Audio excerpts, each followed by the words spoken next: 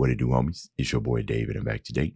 We out here about to check out some new J.I.D, I believe. This came out August 18th, and it's called 2007. And this looks to be based off what I've read ahead of time, his origin story, right? And I'm just now learning who he is. So this could not have come at a perfect time. There's a couple of things I wanted to point out that I've seen here. In this part right here where he says he takes pride in his vulnerability that came in the midst of creation. I feel like that's probably one thing that might be missing from the rap game is the ownership, if that's a word, of being vulnerable. You know what I mean? Like there's nothing wrong with that. Right? This is probably one of the most human things that artists can do is be relatable and be vulnerable and talk about issues that plague them and everything. So I'm super excited. I feel like we're about to get some of the realest bars and lyricism from J.I.D. So let's go ahead, shut up and turn it up.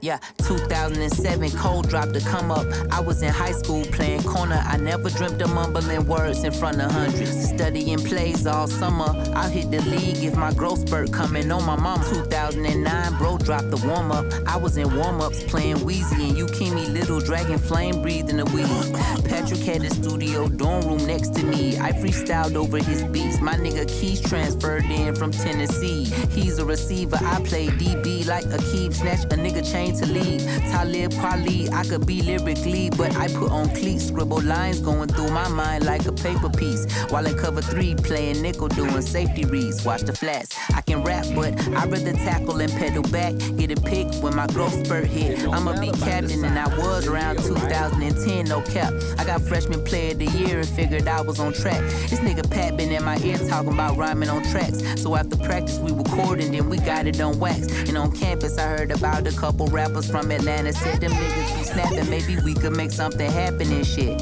I wasn't serious enough to even be curious, and we lose like every game, so every day I be furious. So the spirit of a nigga had changed, to the point I had to reframe and focus my skills for other things. I took See, the fact that he said that, right? Sometimes people kind of get lost in the sauce. See, so basically what I'm hearing is that this is just something that's been, for the most part, in the back of his head before he started to take things seriously, right?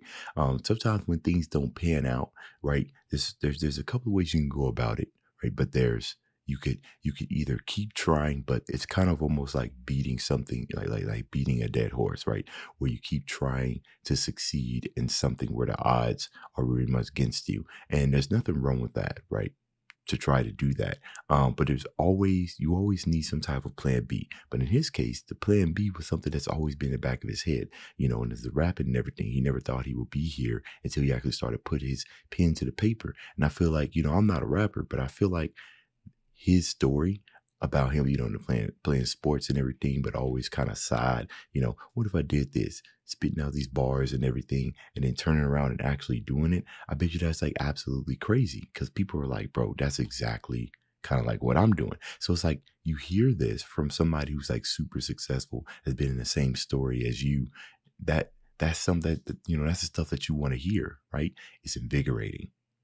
Then be curious, and we lose like every game, so every day I be furious. So the spirit of a nigga had changed, to the point I had to reframe and focus my skills for other things. I took the steering wheel, I'm steering in other lanes, but my fuel on low and my oil need to be changed. Amongst all the other shit that's going in my brain, my brother got out of jail, I only know him by name. He did a nickel and a dime, and time probably be staying with my mama and dad, probably get mad acting lame sometimes.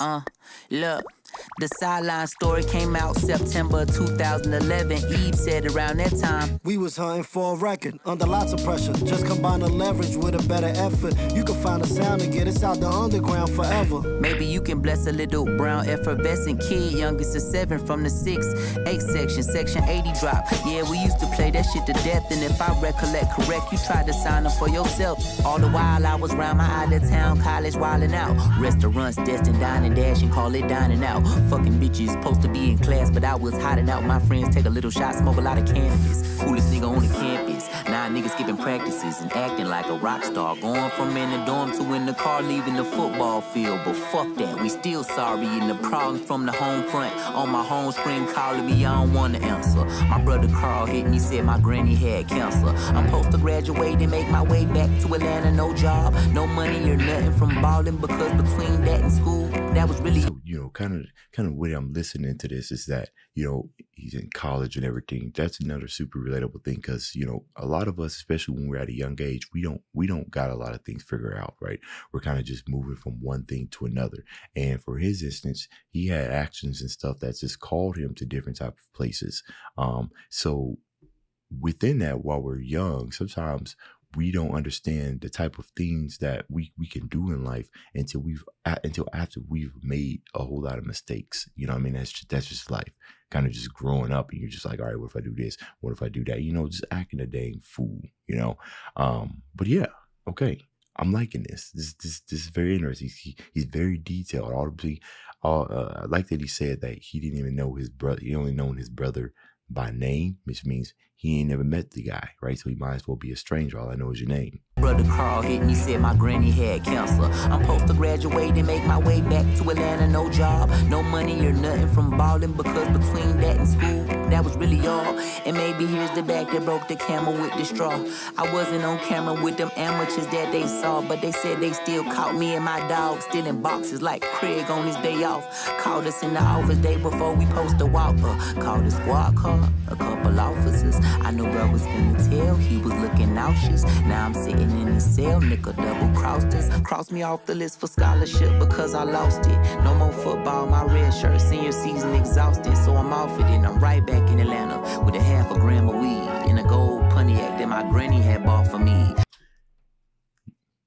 Dang. So basically somebody done so if I'm understanding that correctly, they had no cameras or everything, so somebody done snitched on him and he lost everything. Yo, that's absolutely devastating, right? Right? This kind of be like this is the motivator, right? That kind of got J.I.D here, right? So you saying that he lost every game, he had to refocus his mind and everything. So throughout everything he said so far, I can kind of hear that determination, right? Because he said he's playing DB, defensive back. This is football, right? I believe that's what he was talking about. You know, if you want to make it, you got to have that type of determined mindset. That's why sometimes when you see athletes, right, the type of stuff they do when they're not playing sports, right, you kind of sit there and think, you know, they doing all these things because they've trained their mind, right, to be disciplined because you have to. You say losing every game, you have to refocus and everything. So that determination is what I heard there here at the beginning. So when he got arrested, he lost everything. You come back to where you at. This is all you got. You sitting here. You have a choice to make, right? All right. Where do I go? Where do I go from here? It's so easy to kind of sit there and get complacent and kind of just do the bare minimum. And the reason why is because you felt like you were going the right place, right? This is where you needed to be, and everything failed. And if all your eggs was kind of like in that one basket, you just think to yourself, how do I move forward? What do I do? That was it. Since I can't do that anymore, I might as well just do the bare minimum. You know what I mean? It's hard to kind of get out of that mindset. Have you ever tried to do something and you try so hard and it looks like all the stars were aligned? This is what you need to do, and then it was just pulled from underneath you. What do? Right? It's like you tripped and fell and forgot how to walk. So you just crawl.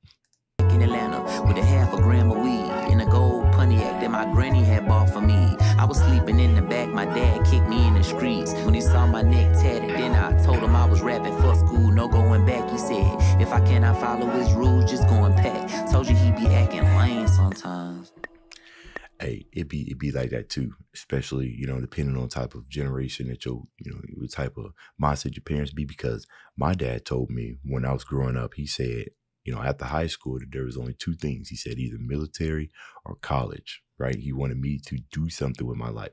And this is probably another relatable thing where you go up to your parents and ask, I want to be a rapper. What's the first thing you're going to say? Excuse me? See, I mean, my parents probably wouldn't have kicked me out of the house, but I can tell you one thing I probably would have heard an earful. I definitely would have heard it in full. If anything, if I was staying with my dad, he probably he wouldn't have kicked me out, but he would have. He would. My mom might have went a little bit easy on me, but my dad, yeah, ain't no way.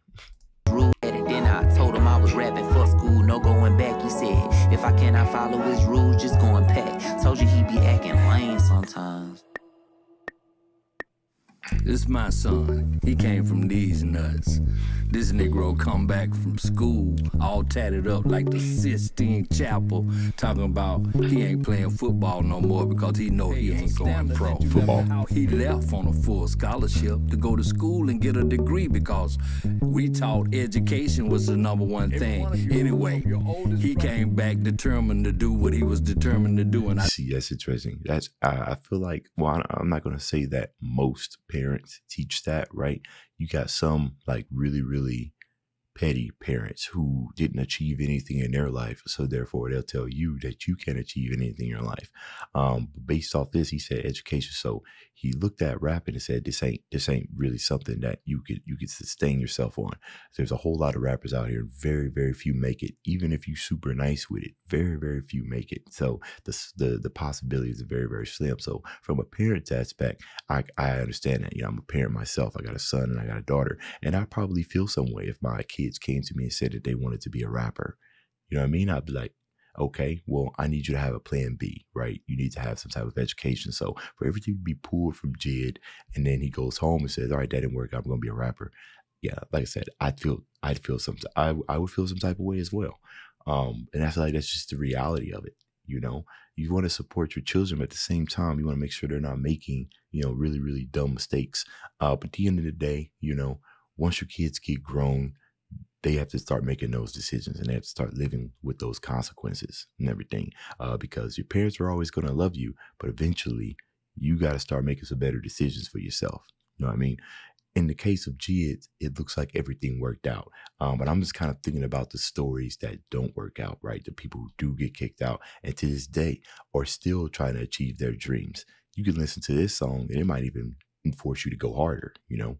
To go to school and get a degree because we taught education was the #1 thing. Anyway, he came back determined to do what he was determined to do, and I know because he is who he is, we taught him, hey, whatever you do, put your full self into it. So he did that. Anyway, he's back home. I ain't with that. So I'm saying, hey, you got to go to work. And he's saying, hey, this is my job, what I'm about to do. So I'm like, hey, man, sometimes you got to work to do what you really want to do. We went through this whole brain wrestle. But anyway, he won. He decided that, hey, Dad, I'm putting this thing, I'm doing this. This is my job. And he committed to it. And hey, the rest is history.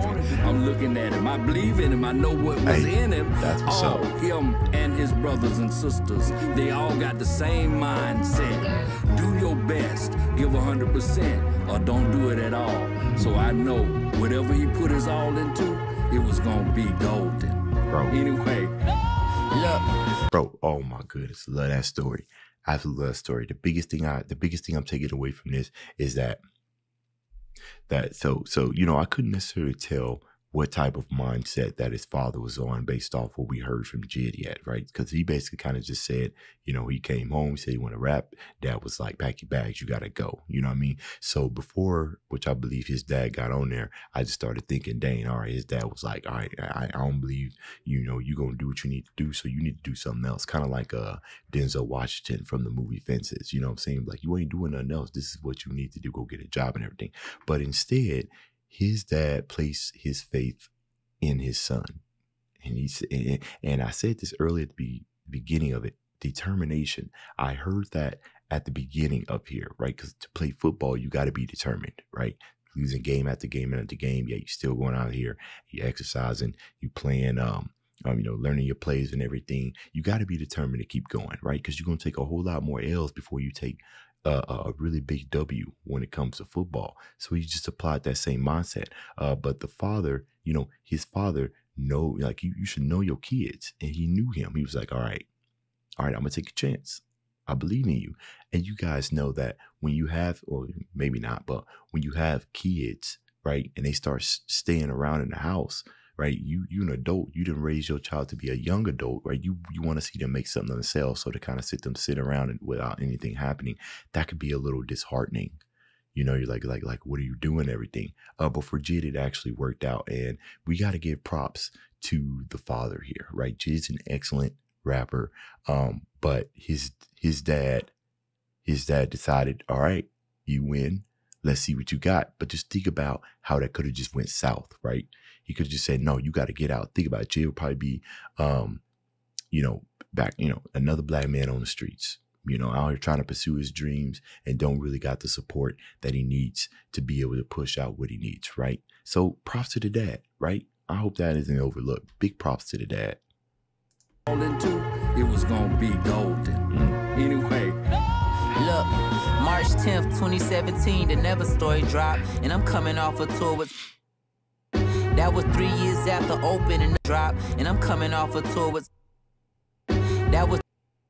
And that's interesting. I wonder why that was edited out. 3 years after opening up for Ab Soul, but it's Earth Gang set. I only came to do a song. Doe Burger used to say, hey bro, this little nigga cold. Keep on doing what you doing, you gon' make it, you gon' blow. I ain't know that said that went ahead and played my shit for Cole. But I knew he knew the game, and he pulled up to a show, and then that's where we first met, but I ain't think of it no more. Till said Brown said that I should open up for Omen on my own shit if I want it. Only 4 cities, maybe we get Rob Gibbs on the phone in. I gotta hone in the game. Grown men uncomfortable in their own skin, but all I wanted was a chance. It feel like I'm in the mannequin challenge. Still stands, but I'm still standing.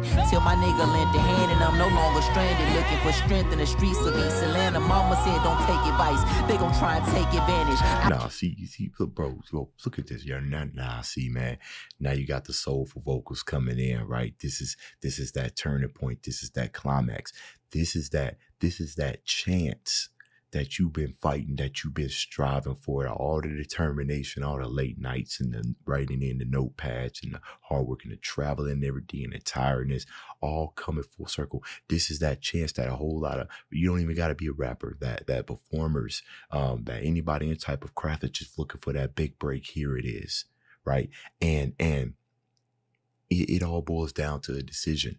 It all boiled down to decision. So many people has been in that situation where, and I've said this before because of grave importance, to where what we thought we were going to do in life, it doesn't happen, right?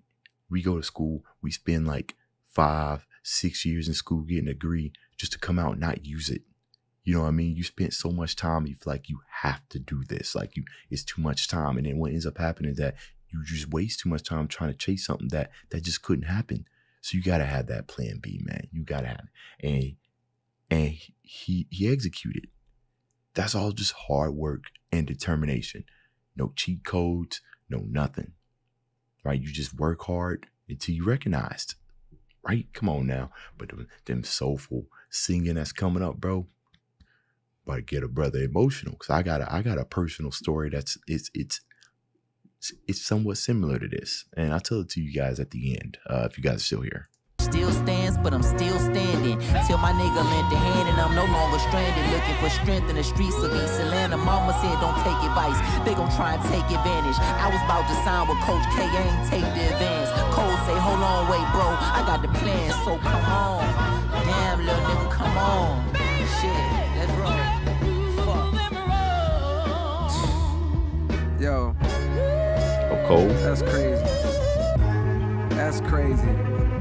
Yo, J, I remember you came to the crib. Remember this after we had met, and I told you and Earth Gang to pull up to the crib in Carolina. It's the studio house. I wasn't on no shit like, yo, I'm trying to do some Dreamville shit with y'all now. There wasn't no talk or no deal. I didn't even know if I wanted to sign niggas. I just knew y'all was dope. I fuck with you. Just pull up. Let's see what the vibe is like. Let's work.